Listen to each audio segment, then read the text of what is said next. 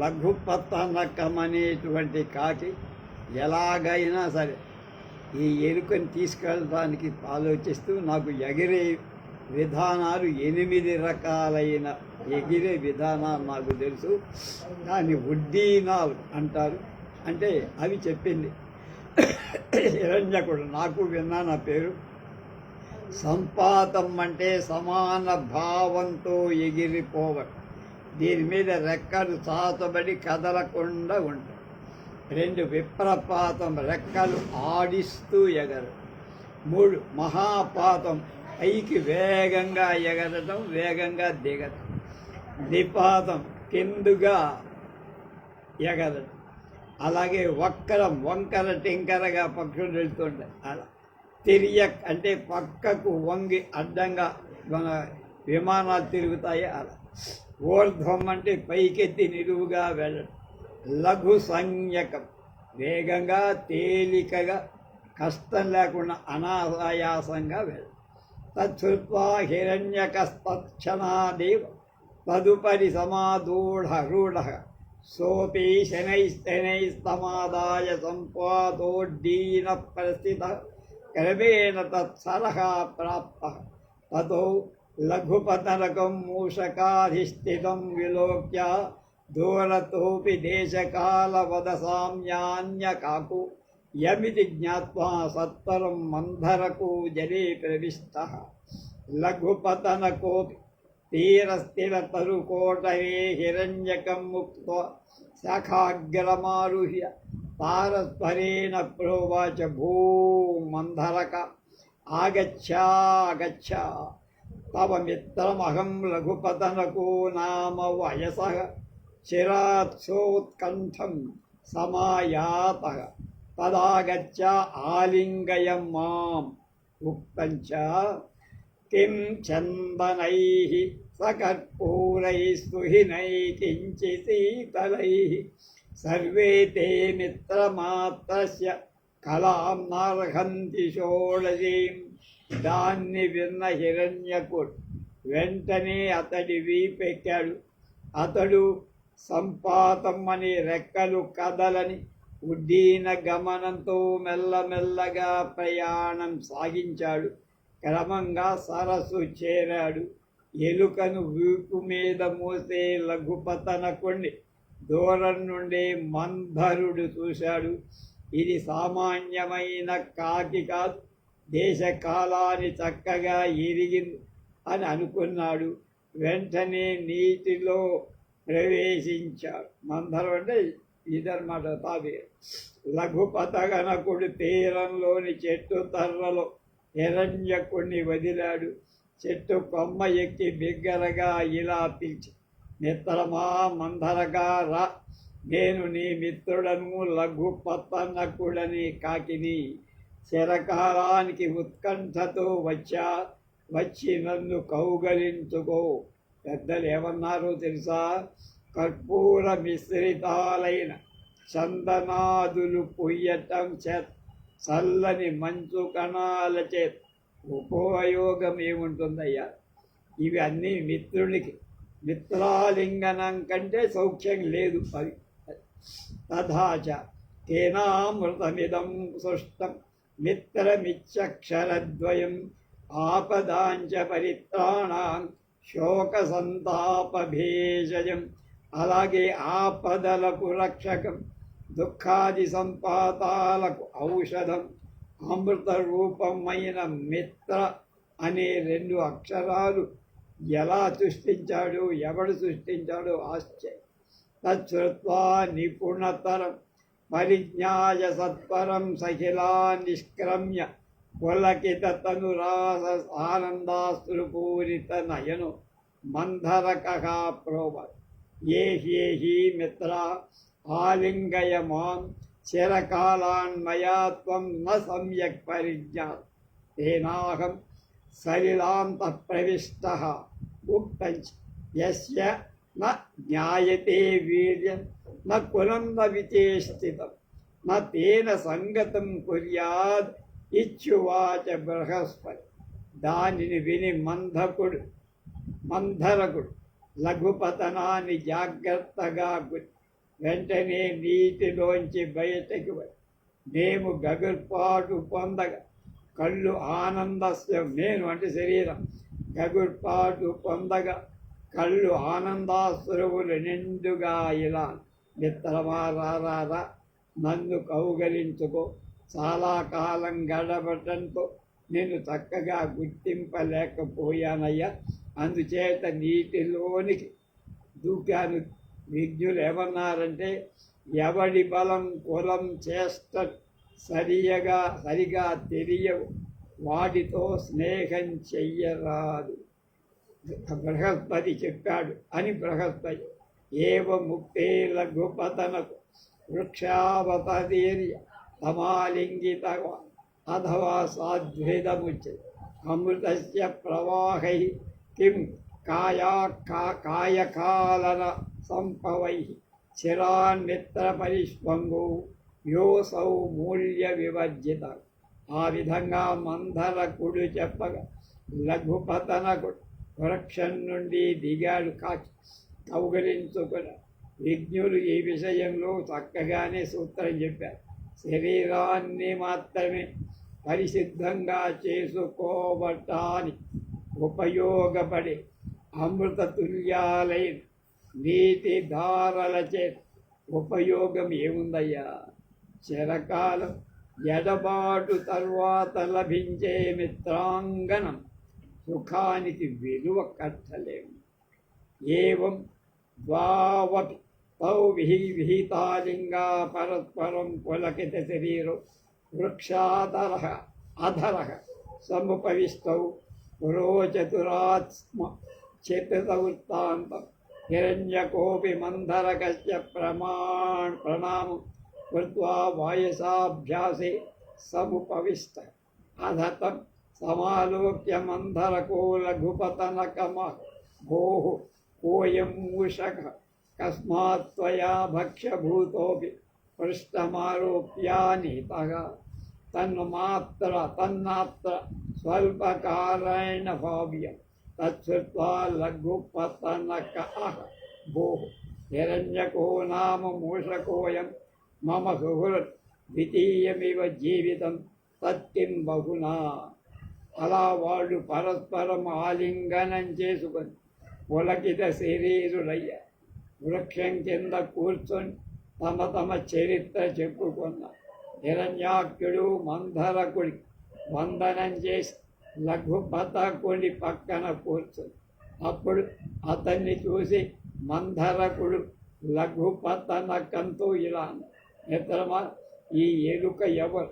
నీకు ఆహారభూతుడైన వీపునెక్కించుకొని వచ్చావే, ఇందుకు కారణం కొద్దిగా ఉండదు, పెద్ద కారణమే ఉండదు అని వింటే అనగా లఘుపతనకుడు అన్న. మిత్రమా, ఈ ఎలుక పేరు హిరణ్యకుడు, నాకు మిత్రుడు, రెండవ ప్రాణం లాంటివాడు. అన్ని మాటలు ఎందుకయ్యా? పద్యన్యస్య యథాధార యథాచ దివితారకాః సికతారేణ హావో యద్వత్సంఖ్యయా బలివజ్జితాః గుణాః సంఖ్యా పరిత్యక్తాస్తద్వదస్య మహాత్మనః పరం నిర్వేదమాపన్నః సంప్రాప్తో యం తవాంతికం. మేఘం, వర్షధారలు, ఆకాశంలోని నక్షత్రాలు, ఇసుక రేణువు ఇలా లెక్కించటం వాటిని సాధ్యమయ్యా? అలాగే ఈ మహాత్ముడు సద్గుణాలను లెక్క వేయటం నాకు అలవిక. కానీ ప్రస్తుతం మిక్కిలి విరక్తిని పొంది నీ దగ్గరకు చేరు. మంధరక ఆహ కిమస్య వైరాగ్య కారణ వాయస ఆహ పృష్టోమయ పరమనేనాభిహితం యద్బహువక్తవ్యమితి తత్రైవ కథయిష్య మమాపి న నివేదితం తద్భద్రా. హిరణ్యకః ఇదానీం నివేద్యతాం ఉభయోరప్యాయయోస్తదాత్మను వైరాగ్య కారణం సోబ్రవి. మందరకుడు అడిగారు, అతడి వైరాగ్య కారణం ఏమిటి? నేను అడిగా, కానీ అతడు చెప్పాల్సింది చాలా ఉంది. అందుచేత ఎక్కడికి మనం చేరుతాము అక్కడే చెబుతానని నాకు కూడా ఏం చెప్పదు అని హిరణ్యకుడిని చూసి, మిత్రమా హిరణ్యక, ఎప్పుడు మన ఇద్దరికి నీ వైరాగ్య కారణం చెప్పవయ్యా. అప్పుడు హిరణ్యకుడు ఇలా అన్నాడు. కథ 3, ఇది మిత్ర ప్రాప్తిలో.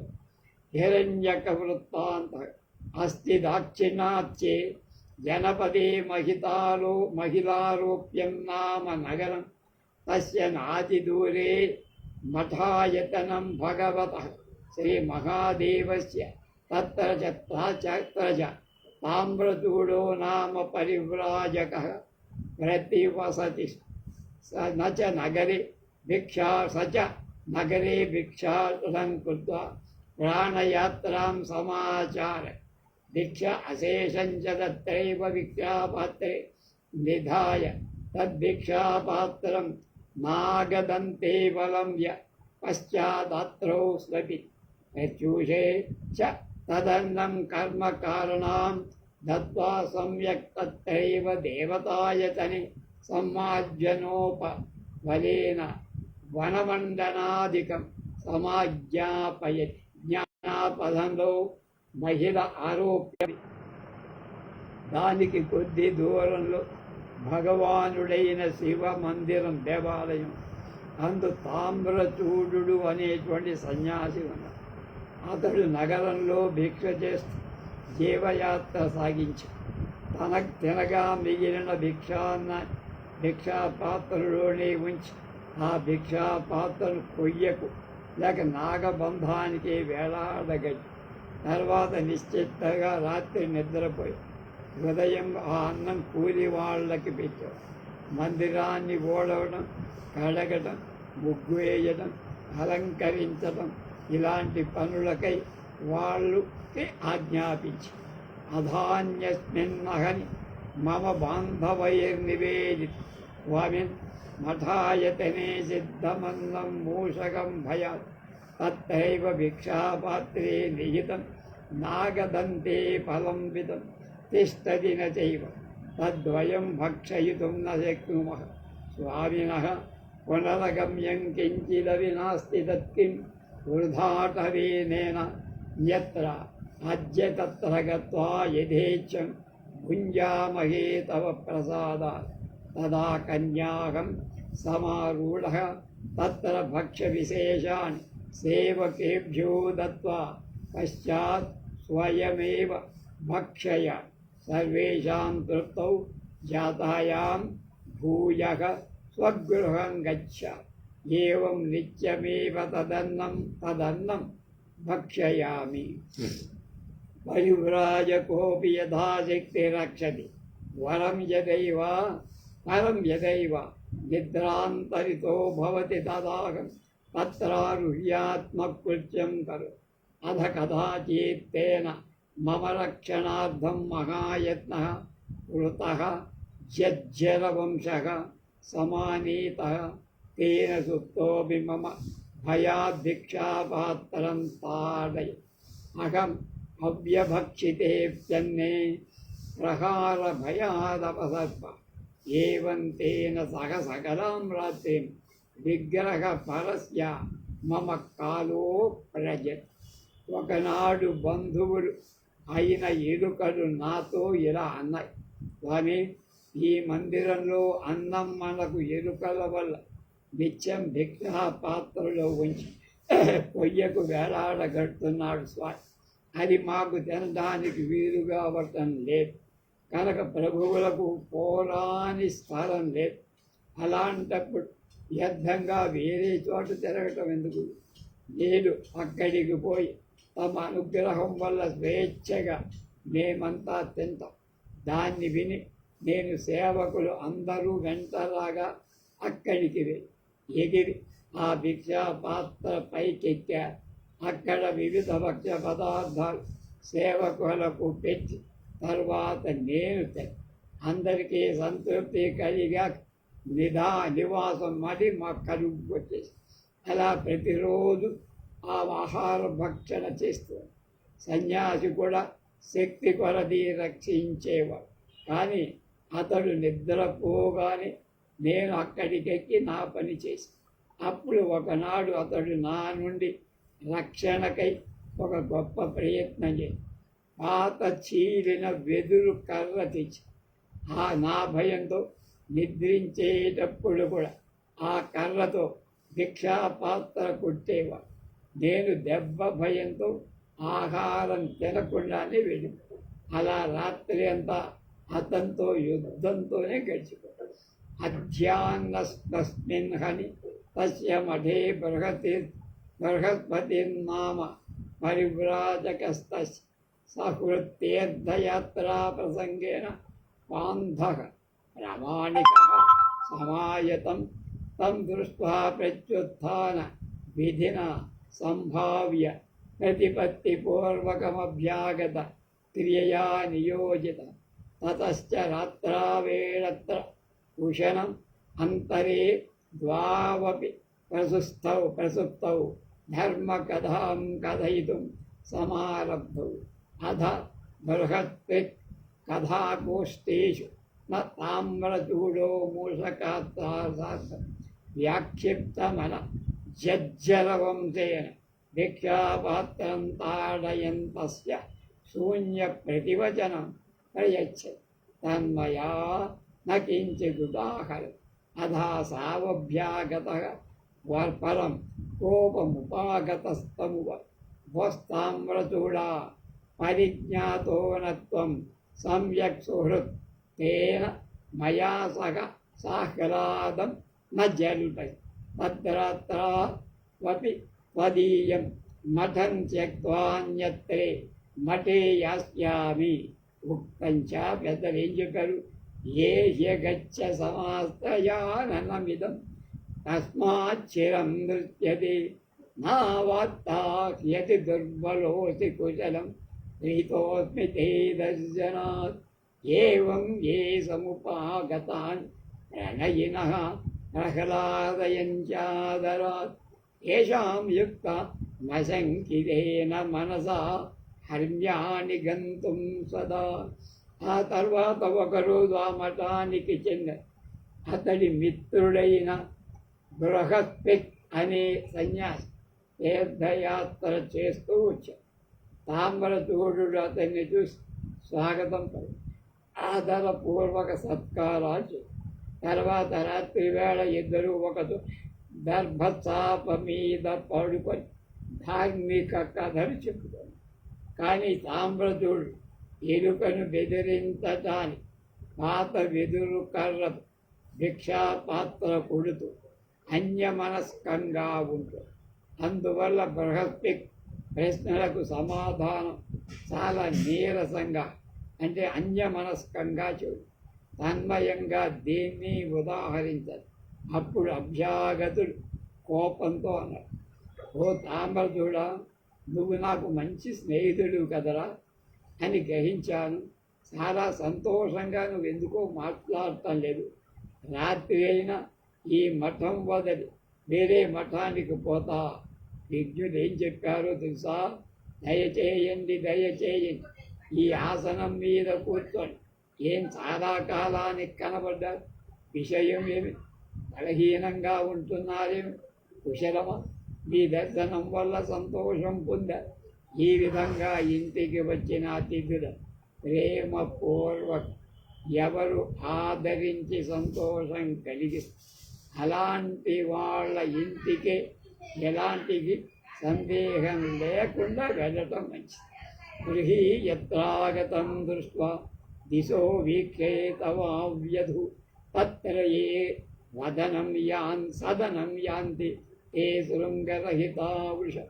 ఏ గృహస్వామి అతిథిని తోడగా అటు ఇటు దిక్కులుగా కింద నేల కానీ పై ఆకాశం కానీ చూడకుండా చూస్తాడు, ఆ ఇంటికి పోయేవాడు కొమ్ములు లేని ఎద్దులతో సమానం. సాభ్యుత్థాన క్రియాయత్ర నాలాపా మధురాక్షరాః గుణదోషకథా నైవ తత్ర హర్మ్యన్న గమ్యతే. అతిథి రాగానే లేవడం, ఎదురుగా పోవడం, మంచిగా మాట్లాడటం, మంచి చెడ్డలు అడగడం, ఇలాంటివి లేకపోతే అసలు ఆ ఇంటికే పోవు. తదేకమతం ప్రాప్తాపి త్వం గర్వితః శక్తః సుహృత్స్నేహః నేతద్వేచ్చి యత్వయా మతాస్తయ వ్యాజేన నరకోపార్జనం కృతం ఉక్తం చ నరకాయమతిస్తే చేత్ పౌరోహిత్యం సమాచర వర్షం యావత్ కిమన్యేన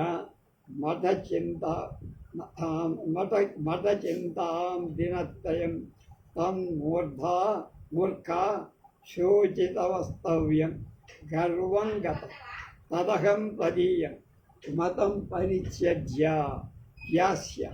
నువ్వు ఒక్క మఠాధిపత్యం వల్లనే గర్వం చెంద, మిత్రుడిపై స్నేహం వదిల, ఈ పెత్తనం ద్వారా నరకం సంపాదించుకుంటావురా అని దాన్ని తెలుసుకోలేరు. పెద్దలు ఏం చెప్పారు? నరకం పొందాలనే కోరిక ఉంది, 1 సంవత్సరం పౌరోహిత్యం చేయరా, అంత భయం లేదు, ఇతరం చేయటందుకు. మఠాధిపత్యం అయితే 3 రోజులు చాలు నరకానికి పోవడం. ఒరే మూర్ఖుడా, నిన్ను గురించి దుఃఖిస్తున్నారా, నువ్వు గర్వం పొందావురా, అందువల్ల నేను నీ మఠం వదిలి వెళ్ళిపో.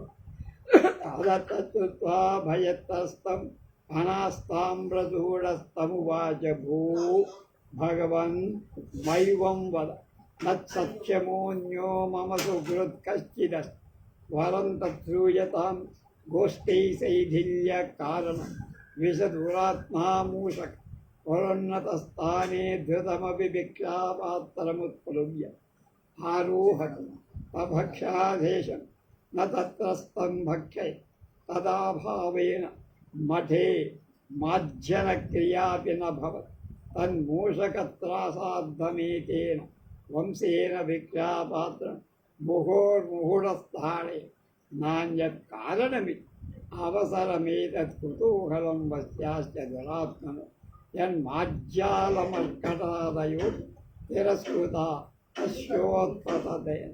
అప్పుడు తామ్రతూడు ఆ మాటలు విని భయపడి అతడితో ఇలా అన్నాడు, పూజ్యపాద, అలా అనద్దయ్యా, తన స్నేహం నువ్వంటే, నీతో సాటైన మిత్రుడు నాకెవడూ లేదు. కానీ ధార్మిక చర్చలు శిథిలమైన చిత్తంతో ఉండటం కారణం చెప్తారు. ఇదిగో ఈ దుష్ట బుద్ధి అనే ఎలుక చాలా ఎత్తైన చోట భిక్షాపాత్ర ఉంచిన గంతేసి ఎగిరి ఎక్కు, అందులోని భిక్షాశేషం తినేసి, అది లేకపోవడంలో మందిరంలో ఇల్లు ఊడ్చే వాళ్ళకి, నీళ్లు చల్లే వాళ్ళకి అది నేనేమి పెట్టలేకపోతే, అందుచేత ఎరుకను పెట్టేది ఈ వెదురు కర్రలు భిక్షాపాత్రలు మాటికి కొడుతున్నాను, కానీ ఇంకోటి లేదు, వేరే కారణం లేదు. అలాగే ఆసక్తికరమైన విషయం ఏమిటంటే, ఈ దురాత్మ ఎగిరే నైపుణ్యం ముందు పిల్లులు కోతులు కూడా దాని ముందు బలాదూరయ్యా అన్న. మిగతా విషయాలు రేపు.